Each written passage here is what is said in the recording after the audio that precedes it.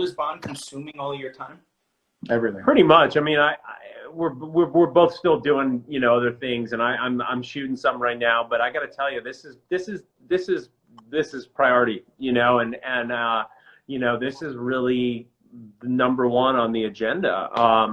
And it's not just, it's not a job. It's a really a passion project. We enjoy it. We enjoy it so much, really. And if we didn't believe in it, we wouldn't be doing this. Look what we get to do, man. We're talking to you. We've got, you know, 10,000 people actively right now sending us messages, and you know, that, man, it doesn't get any better. You know, I mean, the only thing that's going to take me away from my child has got to be something worth of real value, and AKA me. You. Well, I mean, this is our biggest priority. Yeah. Before we spoke on Zoom, I was watching some videos on YouTube, and you guys have a tremendous community with Vampire Diaries, but whiskey is also about community, right? It's also about connecting with people and being together. So, I mean, I think it maybe seems a little bit different going from, you know, a TV show to a whiskey brand, but I think there's a lot of common ground between them. Yeah, I do too, actually, and you know, but I'll tell you this much: when we finished our television series, we one of the things that I always said is I don't want to necessarily be a part of something. The next thing that I do, and the next big commitment that I make, I don't want to necessarily be hired to do to create someone else's vision. Obviously, it's a collaborative effort. You know, when you're doing a TV series or a movie or whatever, it's all, you know, we're all big collaboration.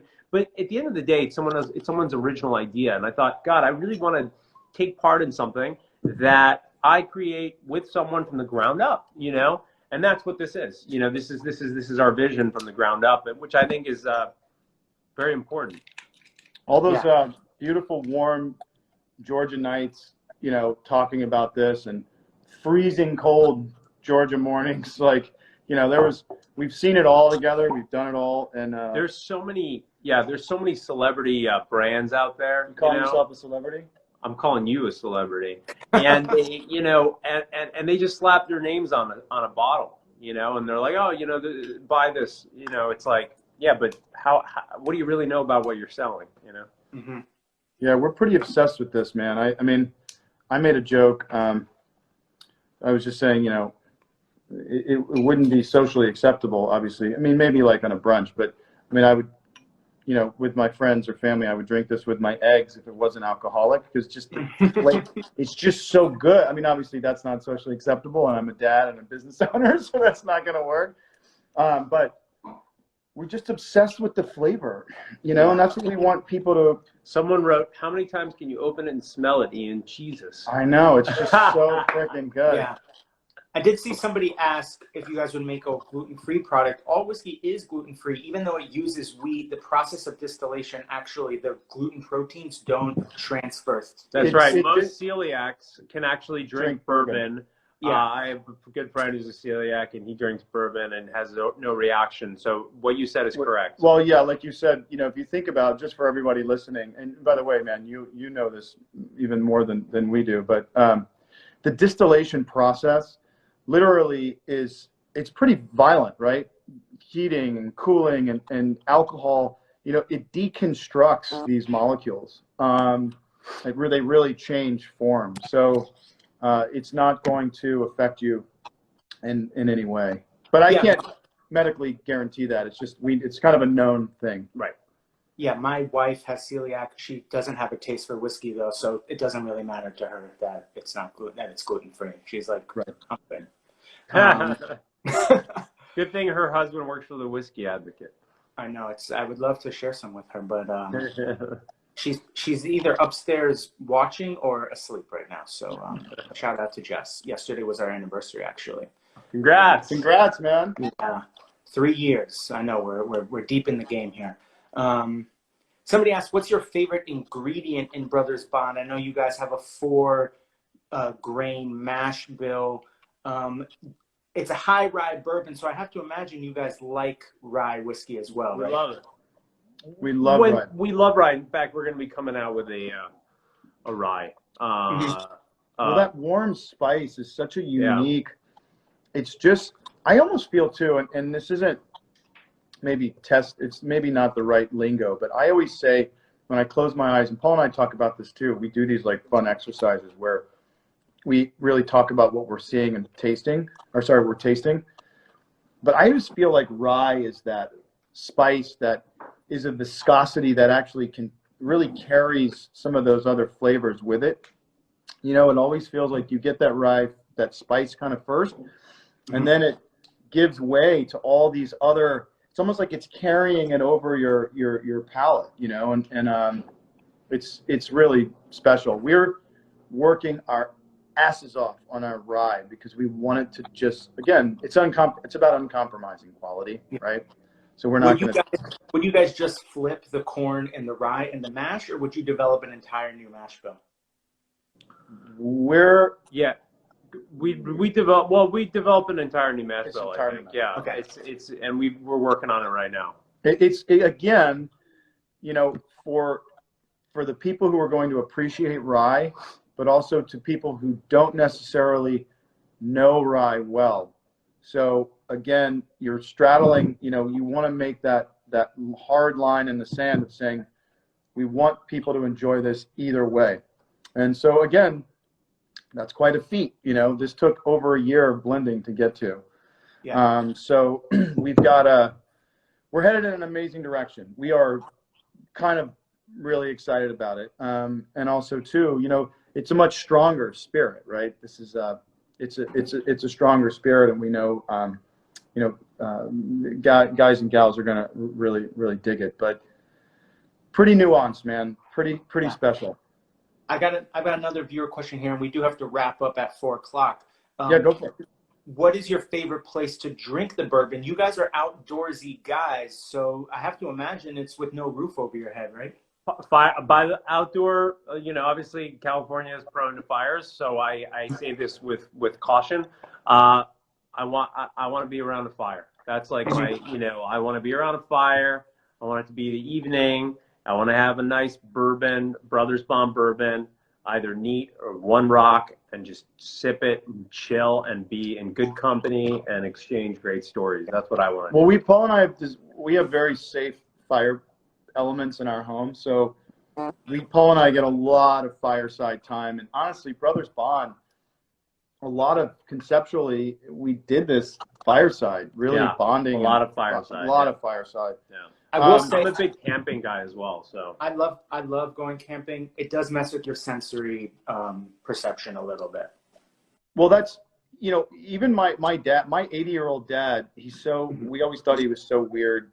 He would literally take the pot off the stove or grab his plate, and he would walk out of the house under this big oak tree. Say, Dad, what the hell are you doing? And he says, you know, my dad's like crazy, gruffy Cajun voice. Food tastes better outside, son. You know, it's like and by the way, I love your dad. He's amazing. He's a trip. But like my family, we eat most of our meals outside. My mom and I, every morning, we have our breakfast and we have our coffee by her pond and stuff. It's all outside. And you're right. You know, taste is 70% smell.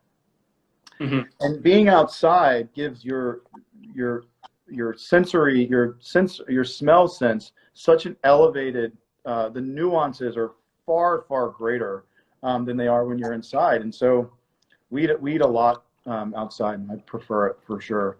But also too, I got to tell you, this stuff holds up well at the bar, or, you know, in a cozy place up in the mountains, or, you know, even at the beach, because our drink strategy is just so on point.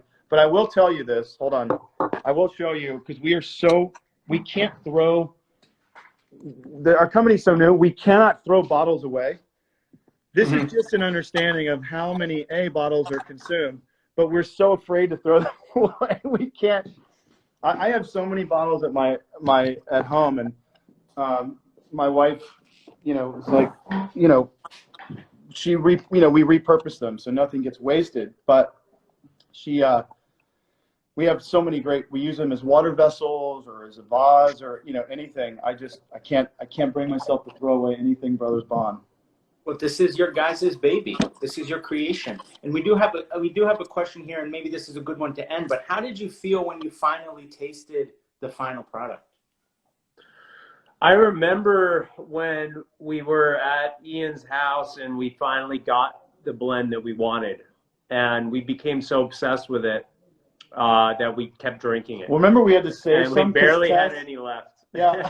For them to actually duplicate, right? Yeah. So then we were like, oh my God, we just spent all this time and we've literally drank it and we have this much left. Our CMO, Tess, who also functioned for a long time as like COO, brand guru, you know, everything ran through her and Vince and our CEO's fingers.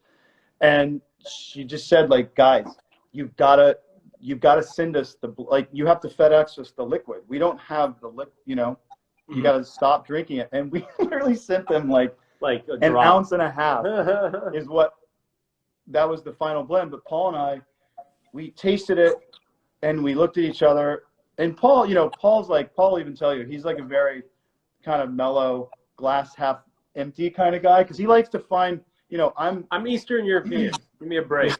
He's also looking for the holes, you know, he's looking for the things that I'm not looking for. So it's an amazing balance. But sometimes when something happens that's really amazing, Paul gets this look in his eye where he almost sounds like a kid. And I remember we tasted the blend, and Paul looks up at me and he goes, "This is really good, man." It's just like, he almost looked like a scared kid. And I just said, "I know." And he's like, "All right, let's just put it down. We'll come back to it in like 10 minutes. So we set it down, came back, tried it again. Nope, still amazing. Set it away. Came back an hour later. Nope, still amazing. Next day. And that was just, we tasted it at 9 in the morning the next morning because we wanted to make sure that wasn't just, this is a 7 p.m., you know, we were just hammered. And it was right on, still man. just as good. At 9 a.m. it was unbelievable. And then, you know, we shipped it out. I know some of the best whiskey minds who do that as well. You know, it can taste one way in the tasting lab or in the blending lab, but put it in your armchair, right? Put it on, you know, pour a glass while you're watching the game, because that's how people are going to drink it, right? Exactly. People aren't going to be drinking it in a windowless room like the people who make it are. So right. Put it out into the world and see how it is there. Yeah.